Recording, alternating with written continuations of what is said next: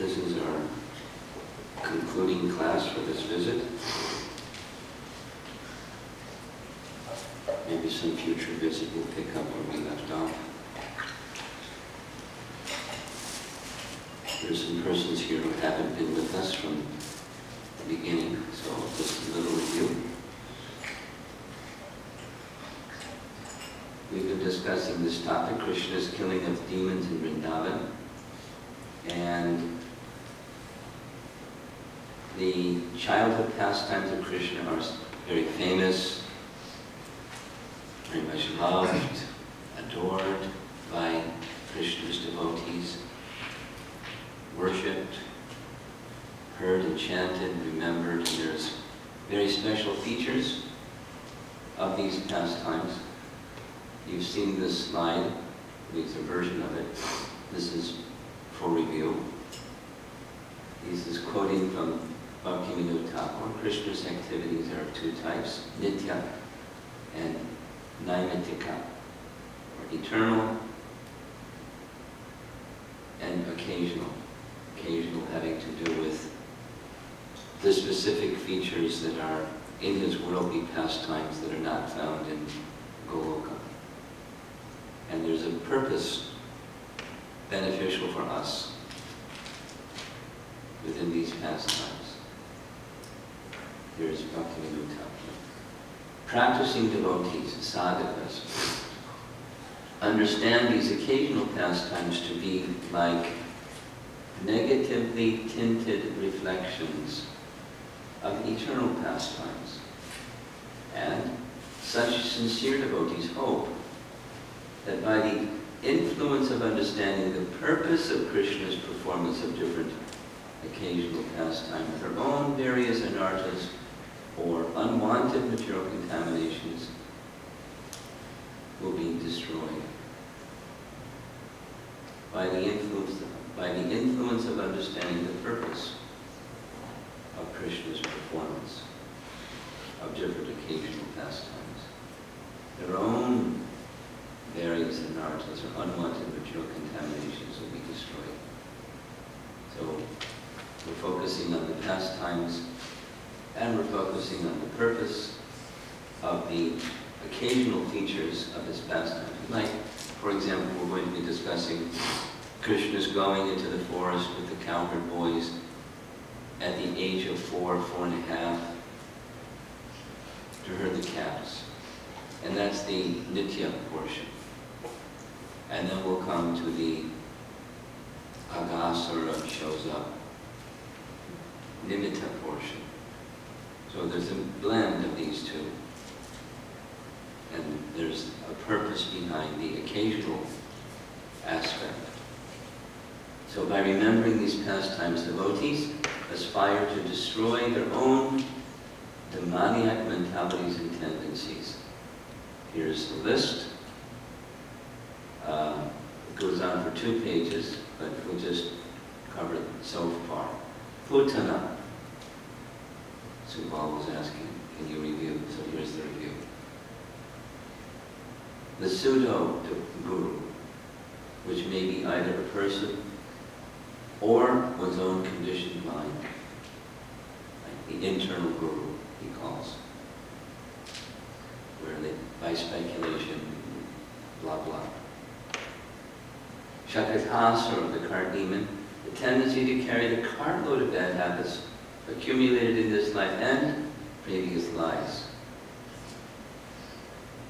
The Aghasura also represents lethargy and dullness. Trinavarta, the whirlwind demon, false pride arising from material scholarship which gives rise to bogus philosophies. Nalakuber and Manigriva. Arrogant pride from puffed up aristocracy rooted in madness for wealth.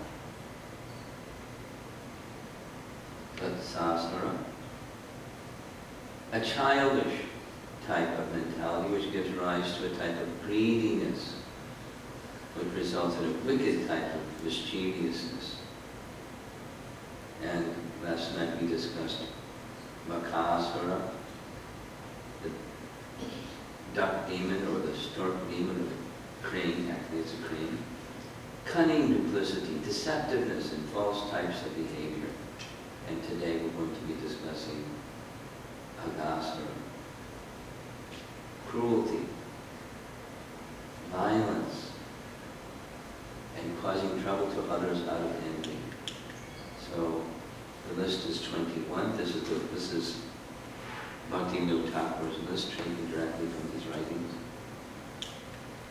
And now it's Aghasura. And it begins, this chapter begins with a description, Srimad Bhagavatam. One day, Krishna decided to take his breakfast as a picnic, Banashaya, in the forest. Rising early in the morning, he told the cowherd boys the night before, let's have a picnic. And have your mothers make the arrangement. No breakfast at home. Take it with us. We'll have a picnic out in the forest.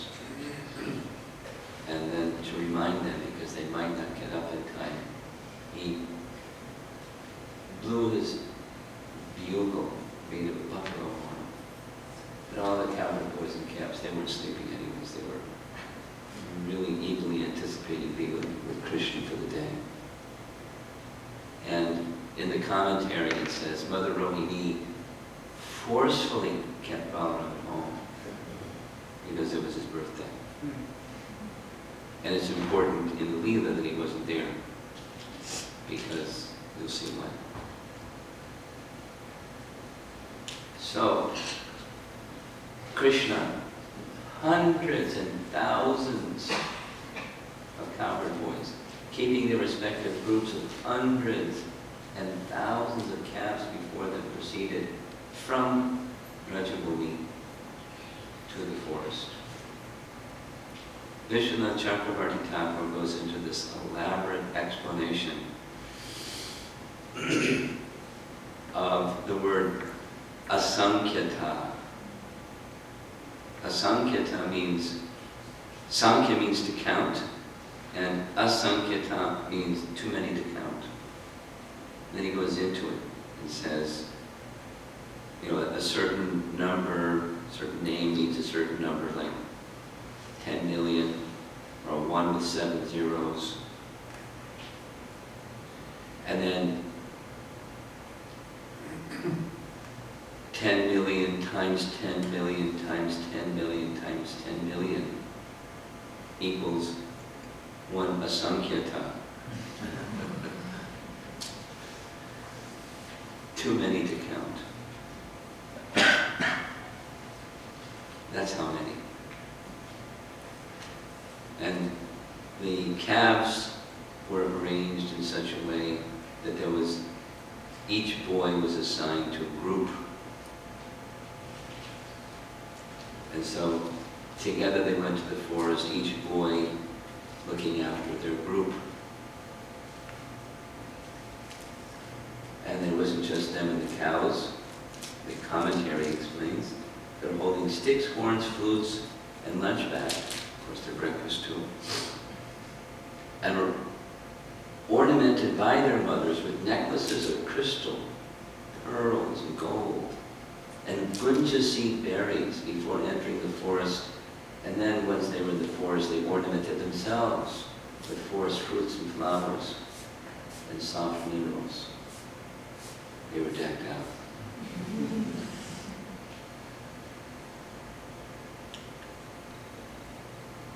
And then our acharyas asked the question, how is this possible? All these calves and cowherd boys in a 32 square mile region. And then the answer is given, no problem. No problem. There's no question of impediments, obstacles, or limitations, because the Lord, His associates, and His holy Dham have inconceivable power, or Chinsha Shakti. This is a little portion of what's discussed in Sri Brahma Samhita in describing Gokula, the highest, topmost region of the spiritual world that has its counterpart in this world, Gokula and Goloka.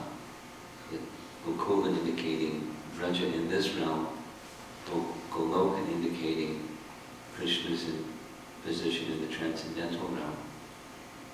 And to illustrate this, now this is Jiva Goswami in his commentary on verse 5 of Sri Brahma Samhita. He says one has to, in order to understand Krishna, even to get a clue, a beginning understanding of Krishna, to understand God, one has to accept that he has inconceivable potencies. Otherwise there's no question of his being God or our understanding his godliness. He has inconceivable potencies. Otherwise, he's one of us. Or like a better version maybe of one of us, but that's not God. He's in his own category. He has an inconceivable potency. And then he lists multiple examples, like 6 examples. One of them includes Lord Brahma. When Lord Brahma comes, he's called by Krishna. Please come see me in Dwarka. So Brahma's very happy to get an invitation to go see Krishna in Dwarka. And when he reaches Dwarka, he's checked by the attendant of Krishna who says, please wait, I'll find out if the Lord can see you. Please give me your name. My name is Lord Brahma. The attendant comes back, and the attendant says to Brahma, the Lord would like to know which Brahma. And his reply is, what do you mean, which Brahma? There's more than one Brahma. I'm Lord Brahma, the four-headed Chaturmukha Brahma, the father of the Kumaras and the creator of the universe. Please tell the Lord that. So the attendant comes back and says, okay, he's invited you to come. Please come with me. So he goes before the Supreme Lord, and he sees assembling at the same time hundreds and thousands of Lord Brahmas. And he can see all of them, but they cannot see him. Some not only have 4 heads, but 10 heads, and 100 heads, and 1,000 heads, and 10,000 heads, and all paying their obeisances at the feet of Krishna. Brahma gets it. Wow. I'm tiny and he's great.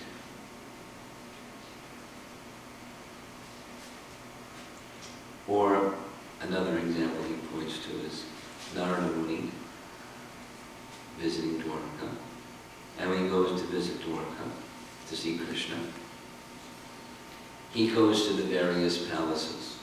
And in the various palaces, much to his amazement, not only Krishna is there in each and every of the palaces simultaneously, but he's doing different things simultaneously at different times of the day simultaneously. Krishna moves time and space according to his desire for pleasure. One place he goes and it's morning. Krishna's just getting up. One time he goes and it's evening. And Krishna is hearing glorification of his wonderful activities. Sometimes in another place at the same time he's having lunch. At the same time. Simultaneously at different times and different manifestations of Krishna at the same time. And there's a slew of other examples he gives. Another one is the size of Dwarka. So it's Dwarka. Braja is 32 square miles. Dwarka is 64 square miles. But within that 64 square miles, there's thousands of palaces.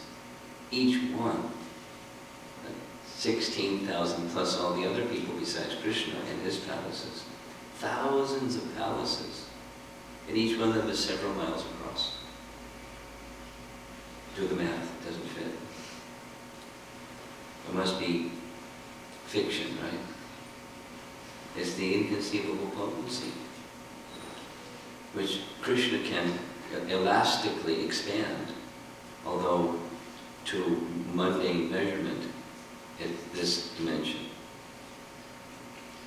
It is to be understood that which is Krishna and Krishna's has inconceivable potency, so there's no difficulty for Krishna to accommodate whatever he wants to accommodate, and he does.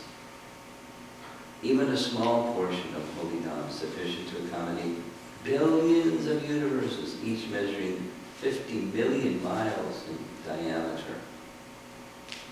Krishna showed this to Brahma in a later chapter, so that's why I am to describe that. Inconceivable potency. But he's playing just like a small child. Because that's his desire, it's also the desire of his dear devotees. So, along with the cowherd boys and their own groups of calves, Krishna came out with an unlimited number of calves. And then they went into the forest and started, well, herding the cows. You'll see, their business is simply sporting, and the cows just followed along.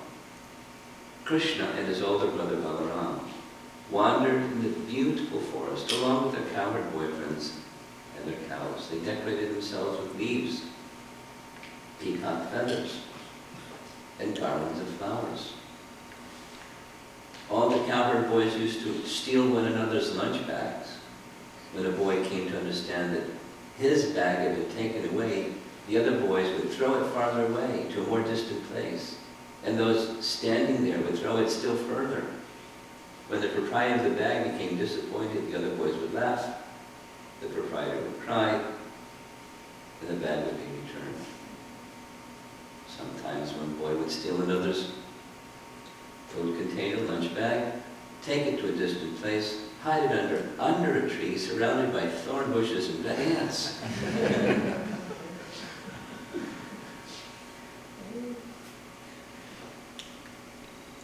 Sometimes Krishna would go to a somewhat distant place to see the beauty of the forest. Then all the other boys would run to accompany him, each one shouting, "I shall be the first to run and touch Krishna. I shall touch Krishna first." And another would say, "No, no, I will touch Krishna.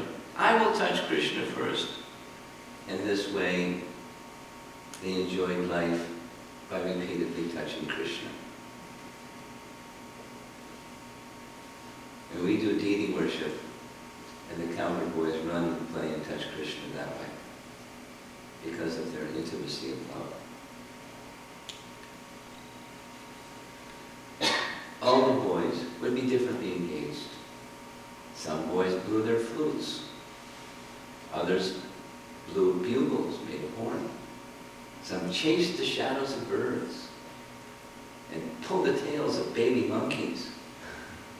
They would climb the trees by grabbing the tails of the monkeys hanging from the branches. After imitating the funny faces of the monkeys, the boys would jump from tree, branch to branch. They leaped after the frogs into the pools of water. Upon seeing their reflections on the water, they would laugh heartily. Sometimes they would wrestle. Sometimes Krishna and Balaram would play their flutes and the boys would dance, decorated, as you see, with garlands of leaves and flowers, and playing buffalo horns and dancing and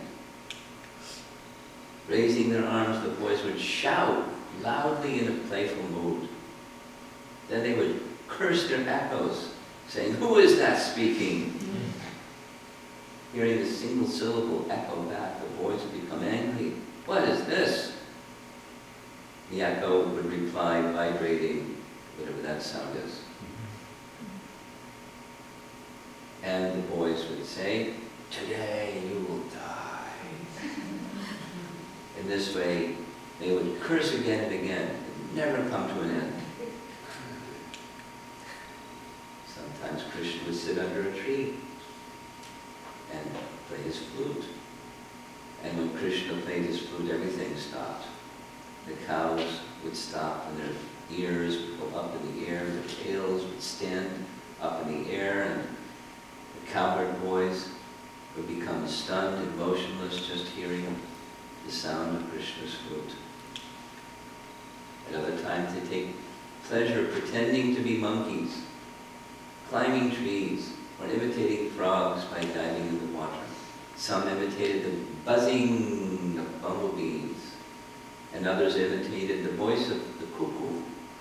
Some boys imitated flying birds by running after the bird's shadow on the ground, and some imitated the beautiful movements and attractive postures of the swans. Some sat down with the ducks, sitting silently, and others imitating the dancing of the peacocks. There's the bird imitating, the frog imitating, the peacock imitating. Oh, there's the frogs and the birds and the peacock. Some boys imitated the beautiful movements and attractive postures of the swans. Oh, we read this. In other words, they were having a blast. Just like little boys will sometimes do. Innocent, pure-hearted, just so happy to be with Krishna, enjoying the beauty of the forest and the fragrances and the colors and the minerals and the flowers and the beauty of nature, and they didn't have a care in the world. And the cows were just happy to be with Krishna and Balaram, the cowherd boys. In this way, all the cowherd boys used to play with Krishna, who is the source of the Brahman effulgence for Gyanis desiring to merge into that effulgence, who is the Supreme Personality of Godhead for devotees who accepted eternal servitorship, and who for ordinary persons is but another ordinary child. Cowherd boys have accumulated the results of pious activities from many lives, are able to associate in this way with the Supreme Personality of Godhead. How can one explain their great fortune? It's in this section that Shukadeva Goswami says, what Prabhupada would often quote, Krita Punya Punja. Who can say how many unlimited numbers of pious activities, and this doesn't mean, Boy Scout kind of pious activities, transcendental sukriti, that kind, to have that kind of association with Krishna, and that loving regard for Krishna, and Krishna is reciprocating. How fortunate. Then, a great demon named Aghasura appeared, whose death was being awaited even by the demigods. The demigods drank nectar every day, but still they feared this great demon and awaited his death. The demon could not tolerate the transcendental pleasure being enjoyed in the forest by the cowherd boys.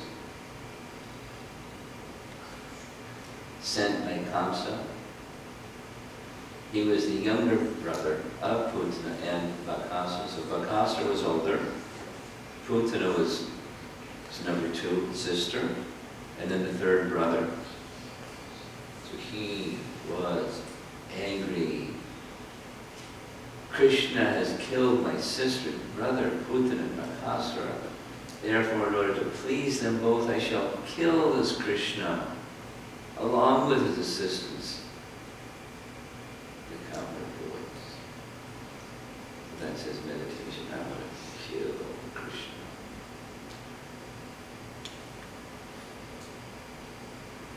So he made that decision, and he assumed a huge snake, as thick as a big mountain, and as long as 8 miles. That's a long snake. Having assumed this wonderful python's body, he spread his mouth like a big cave in the mountains, and lay down in the road, expecting to swallow Krishna and his associates, the cowherd boys. And remember how many cowherd boys there are. But it's a big snake.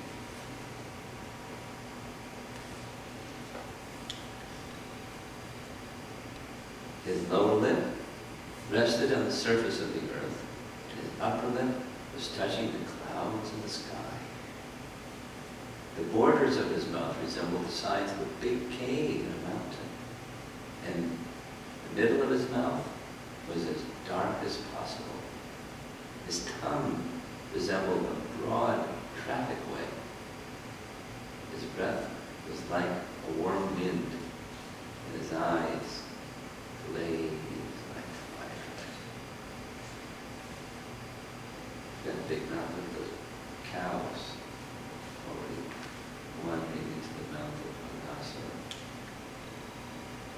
Upon seeing the demon's wonderful form, which resembled a great python, the boys thought, it must be a beautiful scenic spot in Vrindavan.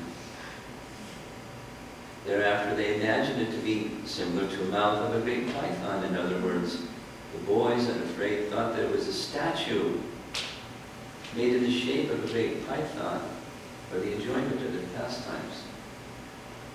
They considered amongst themselves, we've been by this pathway many times.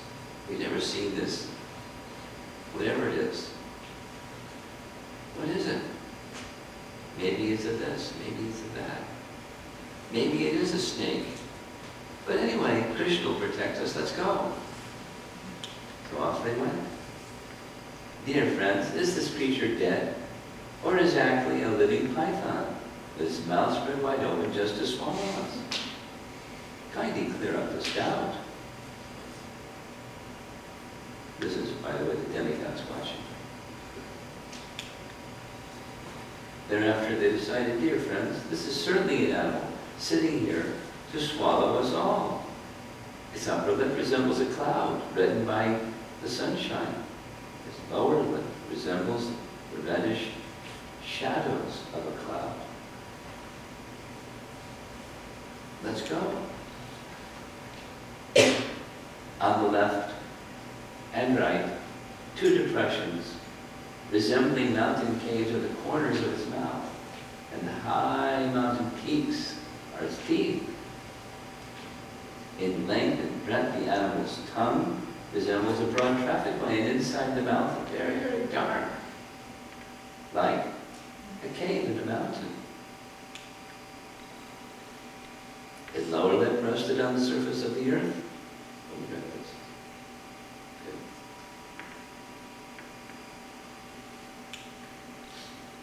The hot, fiery wind is the breath coming out of his mouth, which is giving off a bad smell, burning flesh, because of all the dead bodies he has eaten. Then the boys said, has this living creature come to swallow us? If he does so, he will immediately be killed like Aghasura, without delay.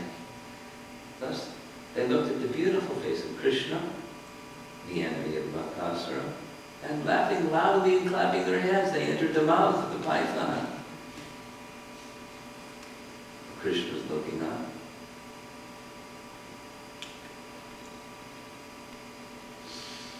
The Supreme Personality of Godhead, Sri Krishna, who is situated as Antaryami, the super soul, in the core of everyone's heart, heard the boys talking among themselves about the artificial python. Unknown to them, it was actually Aghasura, a demon, who had appeared as a python. Krishna, knowing this, wanted to forbid his associates to enter the demon's mouth.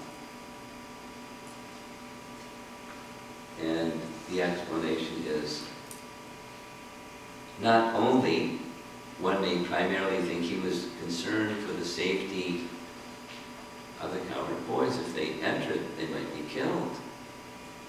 But actually he was thinking, if they experience even one moment of separation from me, it's too unbearable for them. So I should do something. He wanted to stop them. Krishna saw that all the cowherd boys who did not know anyone but him as their Lord had now gone out of his hand and were helpless, having entered like straws into the fire of the abdomen of Aghasura, who was death personified. It was intolerable for Krsna to be separated from his friends, the cowherd boys. Therefore, as if seeing that this had been arranged by his internal potency, Krsna was momentarily struck with wonder and unsure what to do. Krsna became covered by his own Yogamaya potency. By his will, of course, because everything acts according to his will. But he enjoyed that moment of being stunned and concerned and bewildered. In the meantime, while Krsna was considering how to stop them, all the cowherd boys entered the mouth of the demon. The demon, however, did not swallow them, for he was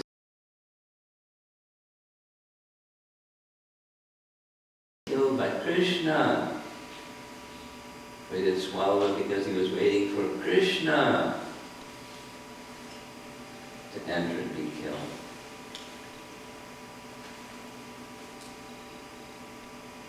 Krsna considered, now what is to be done? How would both the killing of this demon and saving the devotees be performed simultaneously? Krsna simultaneously saved the boys and killed the demon. Then he decided. He entered into the mouth of Aghasura. And when Aghasura understood Krsna had entered his mouth,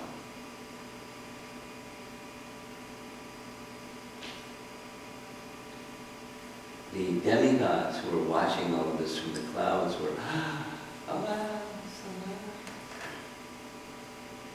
But the demons were very happy. Oh, very good. Krsna is being killed.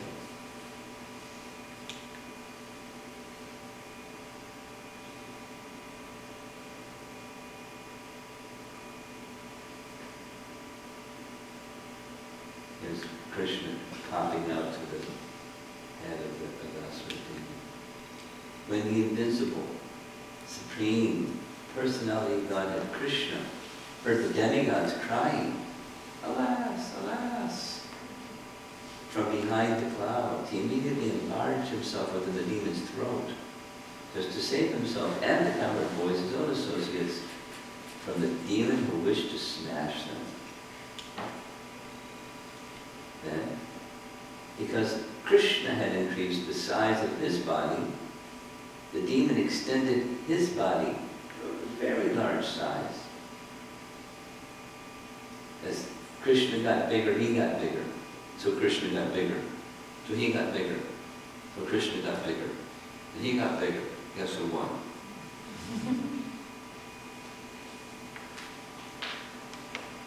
Nonetheless, his breathing stopped. He suffocated. His eyes rolled here and there and popped out.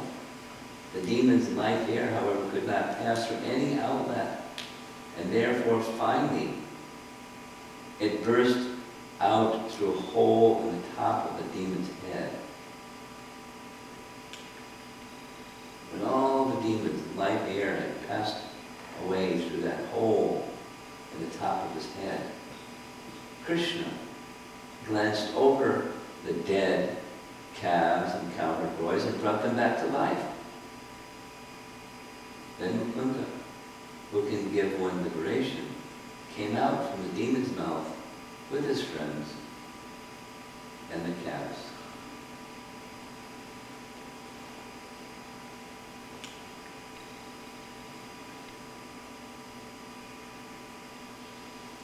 From the body of the gigantic python, a glaring effulgence came out, illuminating all directions and stayed individually in the sky until Krsna came out of the corpse's mouth.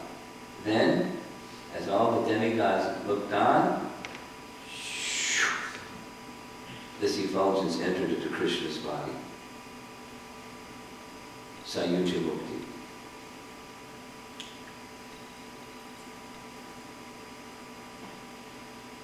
And the cowherd voice celebrated, "Yay! Nice! Well done! Well done! Let's go have lunch."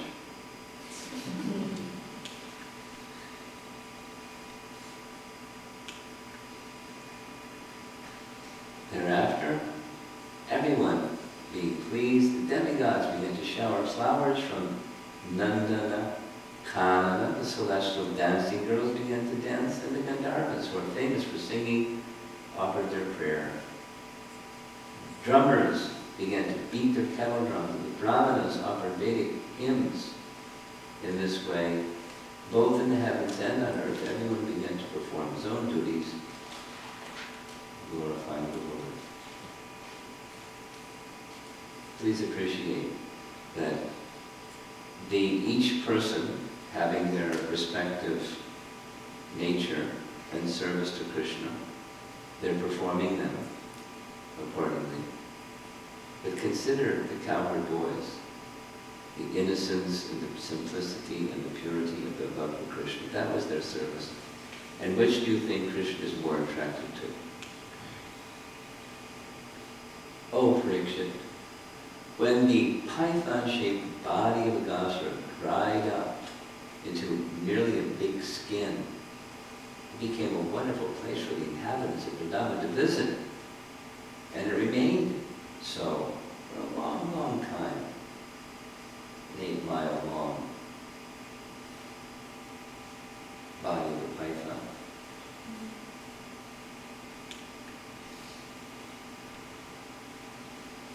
That's the end of Aghasura. Now here's a description from Garga Samhita about his previous life. In his previous life, he was Shankachuda's son. Who knows Shankachuda? The Leela of Shankachuda.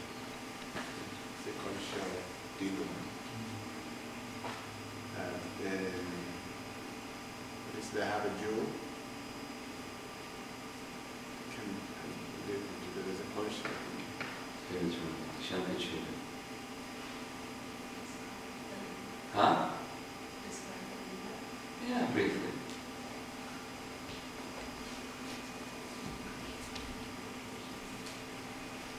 No, she's not going to. You want to describe it? Keep it simple. Shankachuda was a conch and a demon, and lived within the ocean, and Krishna destroyed him. So his son was also named Agha. What does Agha mean? Sin. He was young, strong, and very handsome. He was like another Kamadev, and when he saw the disfigured sage Ashtavakra Muni has his name because he was bent in 8 places. And when he saw him walking by, he laughed. Who is this ugly person? That was it. The sage then cursed Agha, "Oh, wicked-hearted one, you'll become a snake. You'll be the ugliest snake in the circle of the world." The demon was very afraid. His pride, his arrogant position slipped away, and he fell at the sage's feet, asking, "Please, please, please, relieve me of this difficulty. Make something that'll relieve me of this curse." Ashtavakra then said, "Sri Krishna, who is more handsome than many millions of Kamadevs, will enter your stomach. Then you'll be freed from having a snake's form." By Ashtavakra's curse, Aghasura became a snake, and by Ashtavakra's blessing, Aghasura attained a liberation even the demigods cannot attain. So that's Aghasura's previous life. And now, conclusion. Bhaktivinoda Thakur and Bhaktisiddhanta Saraswati Thakur describe Aghasura represents cruelty, violence, and causing trouble to others out of envy. As an appropriate illustration. Out of curiosity, because I heard some description about the cruelty of Stalin, so I read a little biography of Stalin's life. And that person, so cruel, heartless and cruel.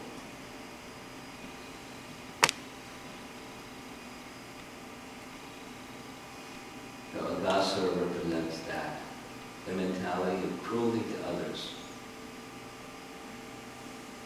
and includes, Bhaktisiddhanta Saraswati Thakur has a description of this, the attitude of offense against the chanting of the holy names, where one can commit sinful activity and continue chanting and think everything is all right.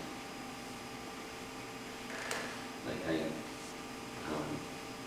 in the course of travel, I met someone that was born in a Brahmin family, some part of India, and they asked, is it okay to, here in the Western countries, people do these things all the time, to take wine or alcohol in moderation, not get drunk or anything like that, but moderation, social.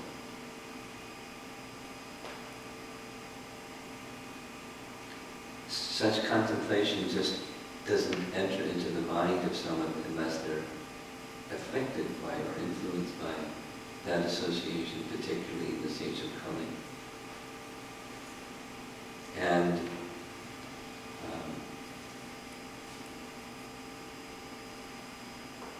the hesitation, another form of this, according to our acharyas, is having the asset of, it's like Prabhupada describing what real violence is. When you have the means of assisting others and you don't do so, that's violence. So those who have this treasure of Krishna consciousness and don't extend it, or are unwilling, reluctant to extend it to others, that's another form of violence, or an essential form of violence, but that which leads to other forms of violence. So that's the end. This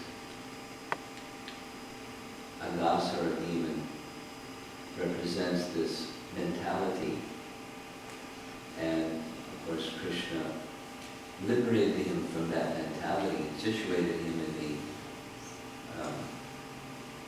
transcendental state just by his contact. And similarly, by hearing these pastimes of Krishna, which are not different than Krishna, we're put in contact and we can pray that such impurity, such whatever that tendency that may be there within us is mitigated by the mercy of Krishna.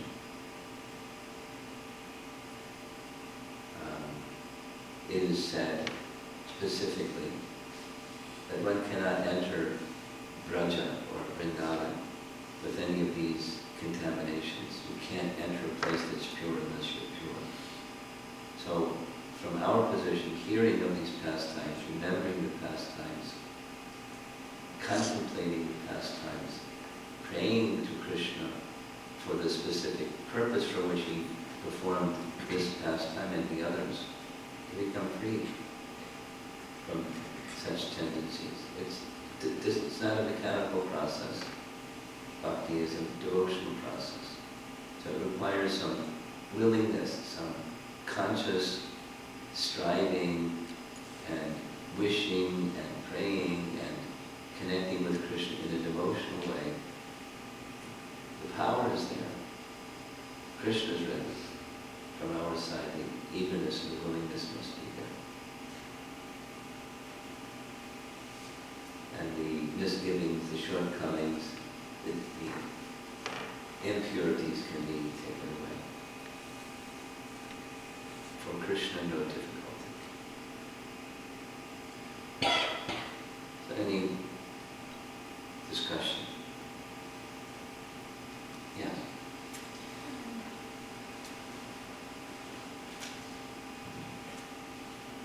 I was wondering if those two,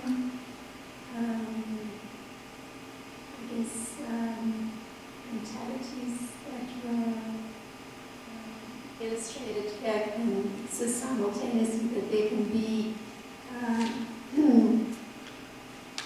an attitude where somebody does cause trouble to others out of envy, but at the same time does go through willingness to help others in Krishna consciousness. Can that exist at the same time? The one option I got, but you would have to say it again. The one option is out of envy, willfully does something harmful and hurtful to others. What was the other one? That's there, and at the same time is some willingness to help others in Krishna consciousness. Oh, sure.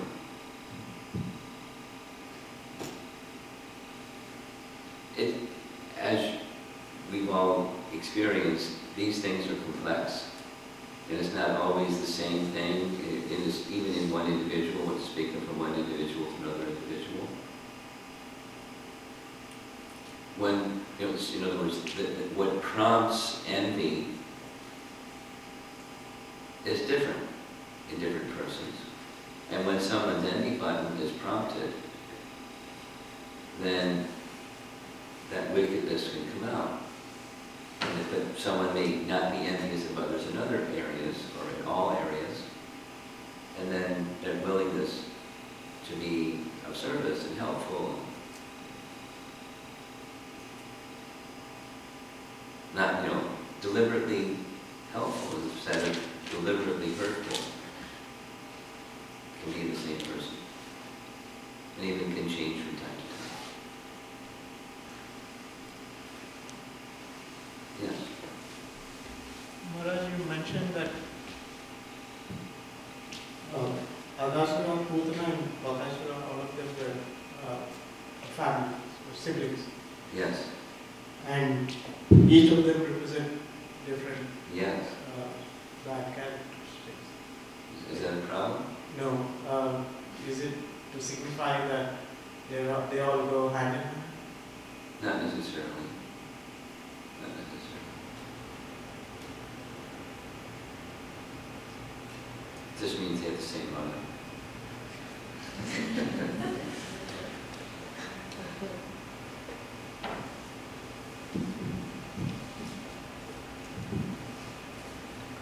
This question is related to Krishnashrama, to this question, but personally for myself.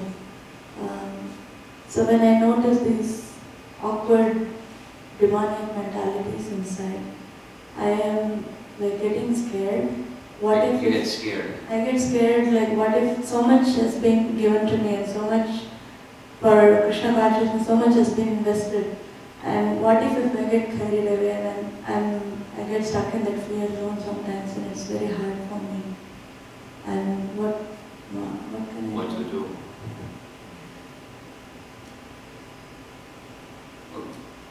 When consider you're walking along the path of life and you see this demoniac creature approaching you. Or you're walking along the path of life and you see this demoniac tendency within you. What to do? Which is what your question is. Krishna! That's what to do.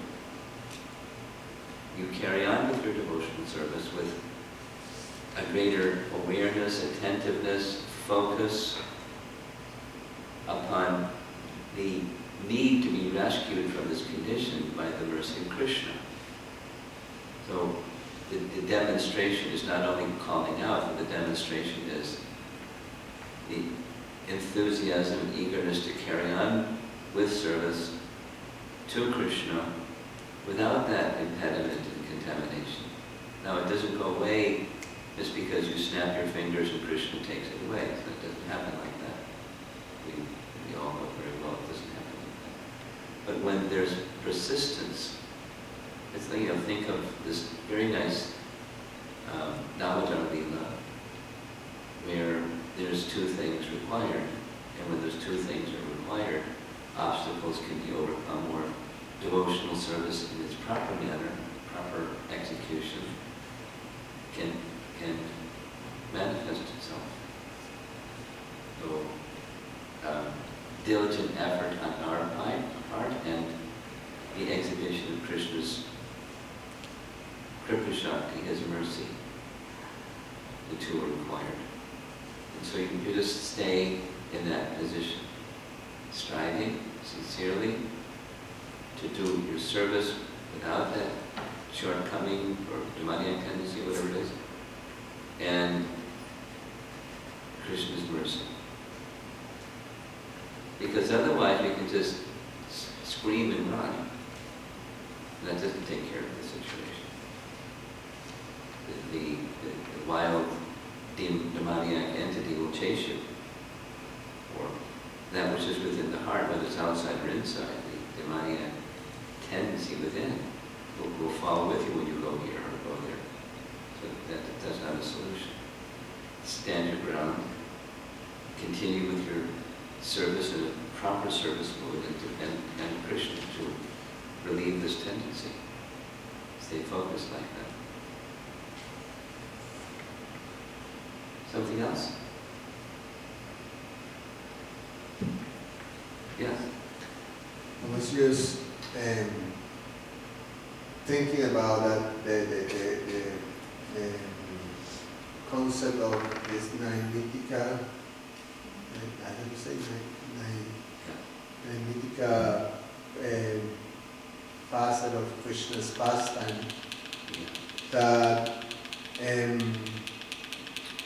it is a reflection of the eternal pastime, but with a tinge of negativity.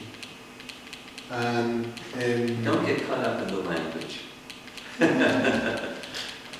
It's a phrase to help us understand something. We went over this before. Go ahead. Yeah, I'm thinking about not just the childhood pastimes of Krishna, but then so later pastimes in the Mahabharata, in which, say, for example, Duryodhana is not a devotee. He's certainly not. So, but he's is part of Krishna's pastime. So there's many other examples like that. That is part of Krishna's pastime. So there's something that we have to learn from those pastimes also, that can sort of reflect on our own anarthas, that I think we can see of those. Well, it's a little different because he's not a devotee. And so it's not just an anartha. He's got an attitude. Not just an anartha.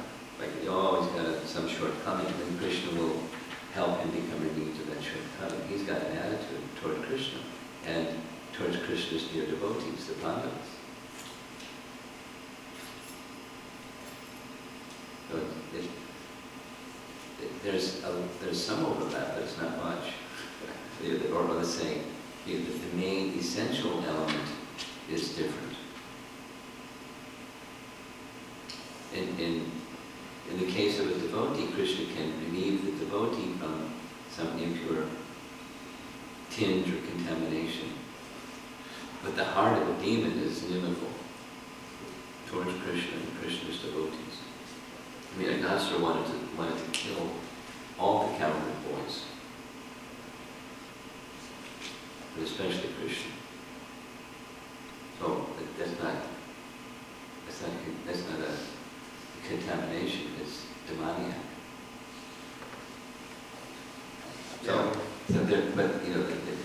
Duryodhana,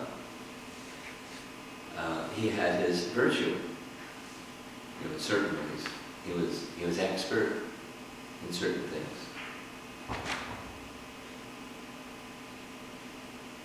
As people of this world may be also expert in, so his thing was he was really expert in governance. That was Yudhishthira's, one of his hesitations. He's doing a good job. That rule of kingdom. We did need a good king, he's doing a good job. He's good at it. Let him do it. But Krishna didn't see that. I mean, Krishna wasn't interested in just having a good ruler. He came to put virtuous persons in charge of the world and eliminate the demoniac persons. Duryodhana was one of them. And he had his chances to like, okay, I guess I'm a little envious, but I'll try to control it. He had no interest in that. But different. The means of purification differs.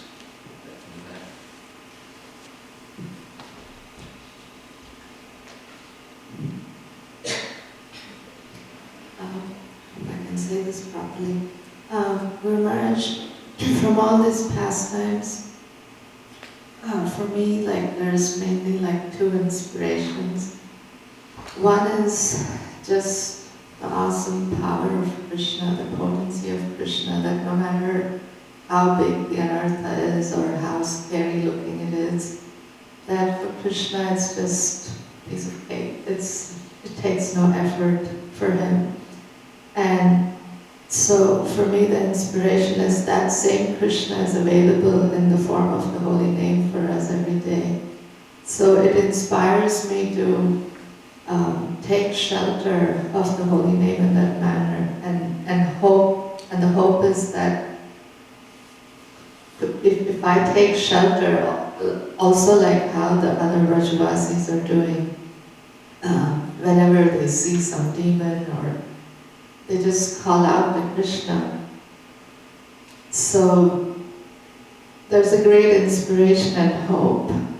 But somehow when, I hope I can say this properly, but a couple times when I heard you say it's you know how it goes, it's gradual or I feel a little discouraged, so I want to confirm that my inspiration is not just some lofty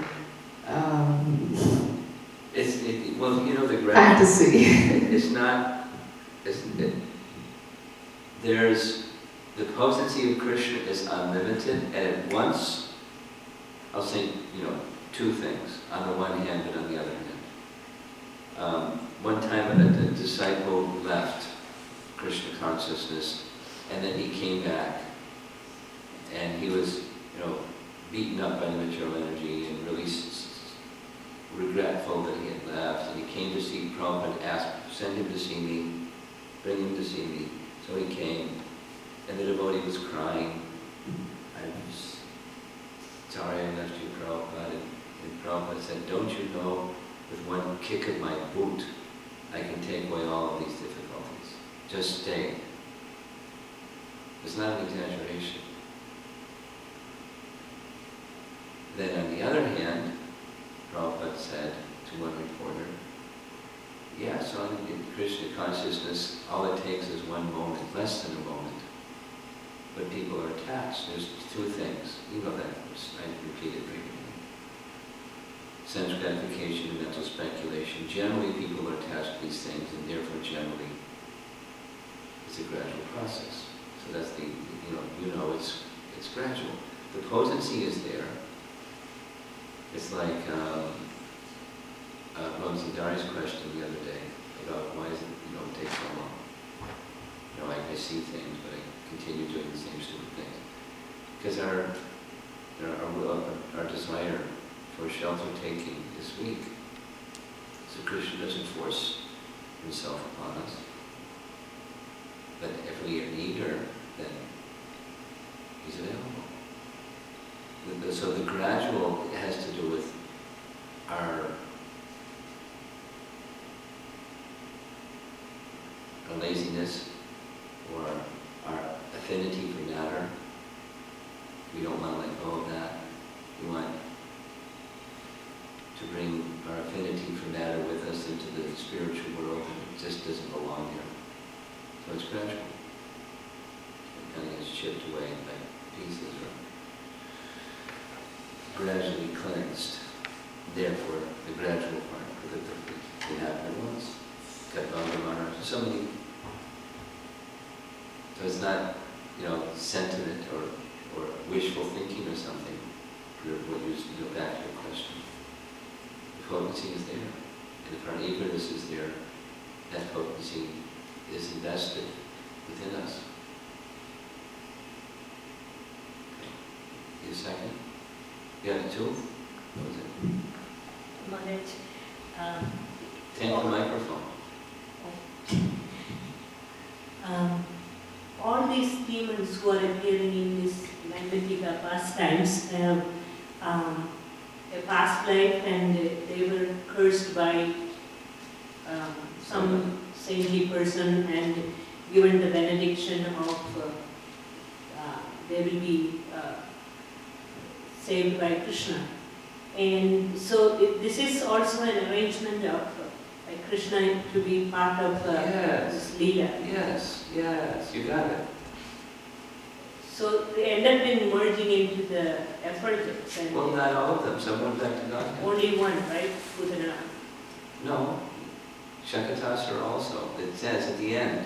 In another, at least in one of the renderings, I can't remember which of the references, maybe it was, I can't remember which one. A chariot with 1,000 wheels descended from the spiritual world, and he went to the spiritual world.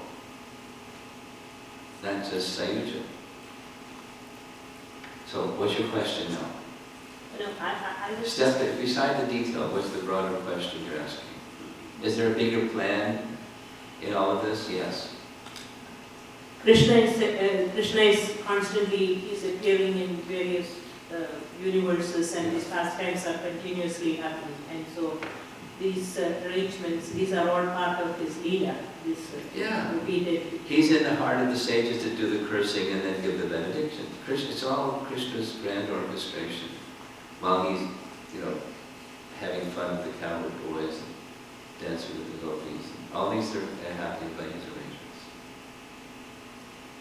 So as he performs his Leela, others can be purified. So and similarly, here we are sitting in the temple room in Naperville, and Krishna's in our hearts too, and he's calling us by our sitting here, hearing his pastimes and seeing these beautiful illustrations of his pastimes. He's calling us, and now we can say yes, no, maybe, or a little later. I still have some enjoying to do before I get serious, or whatever it is. We have our free will. We can respond. But Krishna is calling us, and specifically, according to whatever these deficiencies are, or shortcomings, or demoniac tendencies, he's inviting us to get rid of them and take shelter of me. I have the power. I can do it. See, like Prema Trinity's question. So it's reciprocation with living entities all the way through, including what happens before. Even though each demon, according to our acharyas, each demon is representing a particular anatta, it looks like deceitful nature is there in all of them, because they are all pretending to be, not exactly, I would say, but there is some kind of they are appearing to be something. Well, now the Kuberamani agree that we're pretending, they just got that situation. So it's not always one thing, there's diversity. But deceitfulness is real big in the life of a demon, sure. They pretend to be something that they're not. You have something else, Prema Pranay? No, just a small part. I remember reading that Aghasura, he didn't achieve Sayujya, but actually, I don't remember which of the other four, but I think the same form or something, and our Acharya's comment on it. Though it looked like Sayujya, they specifically said though it looked like Sayujya, that the effulgence came out and merged into the body of Krishna, but actually he didn't get Sayujya. But I don't recall reading that. You know, for your edification, the commentaries of our acharyas are both ecstatic and exhaustive, and it takes a long time to go through them. It's taken me hours every day to prepare these. So I haven't read I just read some of the commentary because I didn't have time. So I don't have the answer to that. What our acharyas say about what you just said. Didn't read it. When we get there, I didn't get that far. I got, how they were enjoying together in the forest. But I'll read it when we get back. Okay, thank you very much. Prabhupada ki jai.